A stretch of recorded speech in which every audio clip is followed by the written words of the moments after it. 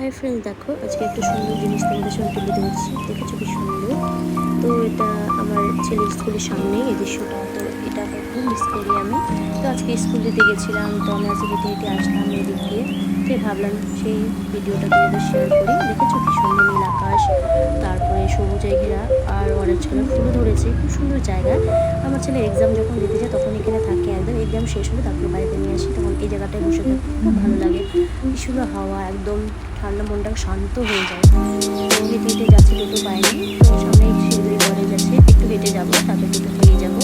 তো এই ভিডিওটা তোমাদের সাথে শেয়ার করছি, যেহেতু আমি কোথাও বেশি ঘুরতে যেতে পারি না। আমার সবুজের প্রকৃতি খুব পছন্দ আমার। তো এই ভিডিওটা না আমি